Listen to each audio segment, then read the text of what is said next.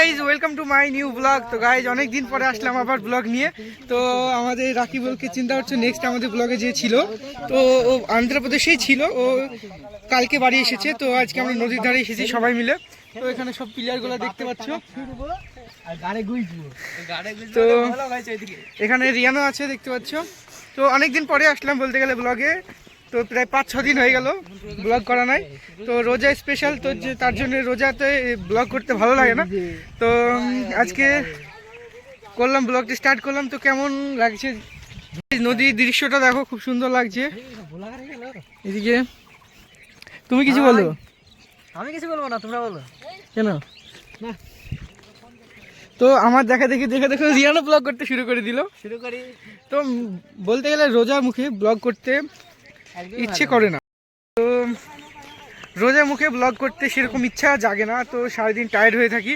তো এখন ইফতারের টাইম, ওখানে দেরি আছে। তো আমরা কিছুক্ষণ পরে আবার ইফতারের জন্য বেরিয়ে পড়বো। তো আমরা এখন নিচে যাচ্ছি, নৌকাতে বসবো ওখানে কিছুক্ষণ, তারপরে বাড়ির দিকে যাব। ওখানে বাড়ি গিয়ে এবার ইফতার করার জন্য মসজিদে আসতে হবে। তো দেখতে পাচ্ছ।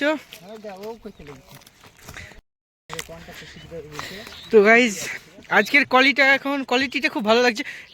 তো এখানটায় ধান গাছ লাগিয়েছে, এর আগে লাগানো ছিল না, তো নতুন লাগিয়েছে এই জায়গাটায়। তো এগুলো ধান গাছ রয়েছে এখানটায়। নদীতে জল দেওয়া ভালো হয়, জল পানি। তো এখানটা আমাদের রিয়ান ব্লগ করছে দেখতে পাচ্ছ।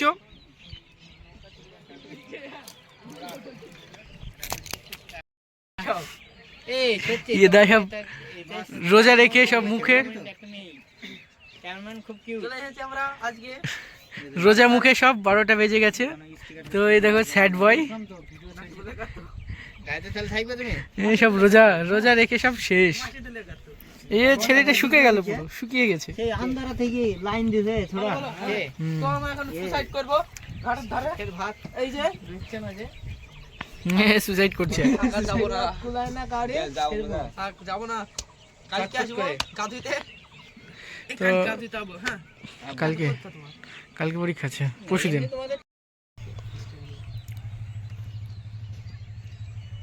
সবাই মিলে এখন গল্প করছি, আড্ডা দিচ্ছি। তো রোজা আছে, তো সময় একটা সময় মনে হচ্ছে 1-1 ঘন্টা 1-1 মিনিট। তো এখানে বসে বসে আমরা টাইম স্পেন্ড করছি।